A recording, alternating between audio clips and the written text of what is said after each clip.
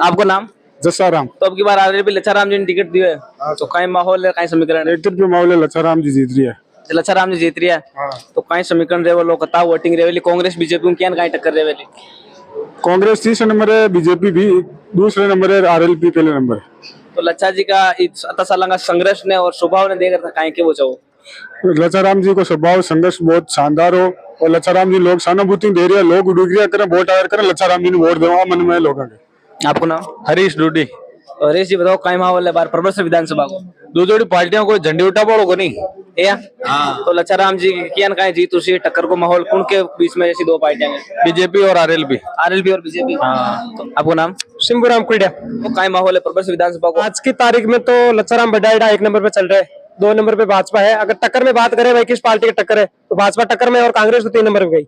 अगर रामनिवास गौड़िया ने कोई विकास किया होगा तो वो विकास में नाम पे वोट मांगेगा। विकास किया ही नहीं है, विकास ऐसा किया कि हमें लग नहीं रहा कि परबसर कुछ विकास हुआ है। उनका एक ही मुद्दा है कि हमने तेजाजी का मंदिर बनाया है, और रामनिवास गौड़िया ने सिर्फ इसका पूरा श्रेय लिया है, बाकी कुछ नहीं किया है। बात कर रहे हो तेजाजी के मंदिर का मुद्दा उठाने के लिए, तो आज के कम से कम 20 साल पहले ही तेजाजी का मुद्दा अगर परबसर विधानसभा किसी जात ने उठाया तो वो लच्छाराम बडाइडा था। आपको नाम? प्रकाश बेटा सर। तो प्रकाश जी बताओ परबसर विधानसभा को चुनावी समीकरण कहीं के कहीं वोटाने गणित है? परबसर विधानसभा में सब कास्ट एससी एसटी बुजुर्ग युवा सारा है जो लच्छाराम जी बडाइडा ने सपोर्ट कर रही है। आप खुद देखो आरएलपी और एएसपी दोनों यान की पार्टियां हैं जिनकी सड़क को लेर संघर्ष करियो, सड़क को उठी पार्टियां संघर्ष हमेशा यही करियो, चाहे की चीज को मुद्दो हो। आप देखा कटे लड़ाई लड़नी हुए की चीज के मायना, या कटे को मतलब धरना पर बैठनी हुए, कुछ भी कोई ने न्याय दिलानी पड़े, तो ये दोनों पार्टियां हैं जो संघर्ष करिया करे। तो सब पार्टियां मतलब आना मतलब सब लोग हैं, कांग्रेस बीजेपी ने छोड़ और आ दुनिया के साथ का एएसपी और आरएलपी ने अपने बार सपोर्ट करी और लच्छाराम जी ने विजय बनाया। लच्छाराम जी एक ऐसा यान को शख्स है जो को सर्व समाज ने साथ लेकर चलो आज तक, चाहे कोई भी समाज हो, कोई कास्ट हो, और हमेशा हर आदमी का आडो आयोडो आदमी है जो को, तो कोई सब कास्ट सब लोग है। लच्छाराम जी ने तन मन धन सपोर्ट करी और आरएलपी ने भारी मताओं से विजय बनाए। मैं एक कट्टर कांग्रेस से हूँ, हूँ नहीं, पहले कांग्रेस ही था, फिर मोदी जी के जो जुमलेबाजी जो थी उसके हिसाब से उनके साथ हुए, फिर वो जब क्रिश्चियन विरोधी पार्टी हो गई तो हमने उनका साथ छोड़ दिया 2019 के चुनाव के बाद।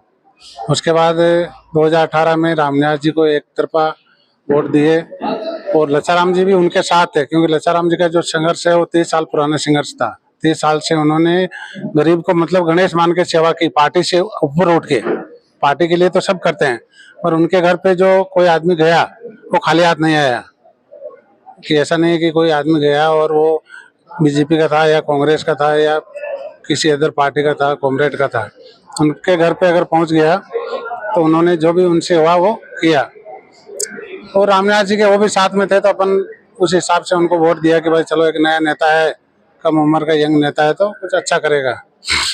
मगर उनका काम तो जैसा भी था जो भी था, मगर उनका जो सिस्टम रहन सहन और दूसरे लोगों को मतलब एजेंट की तरह रखना, फोन करे तो कोई दूसरा उठाए, या फिर किसी के यहाँ जैसे शादी है और 3 आदमी कार्ड दे के आए और तीनों कांग्रेसी है, मगर 2 आदमी जो है कि जो एक बार वोट देना जनता का काम है, एक बार वोट देना, 5 साल तक उसको सेवा करना उसका काम है।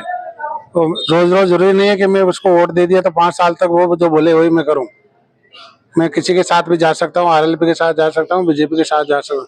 आपको एक बार वोट देके 5 साल जिता दिया तो आपका काम है 5 साल तक उनका काम करो, और जब नेक्स्ट चुनाव आए तब आप उनके सामने जब फेस टू फेस जाओगे तो अपने आप बोल सकते हो कि मैंने ये काम किया और ऐसा था।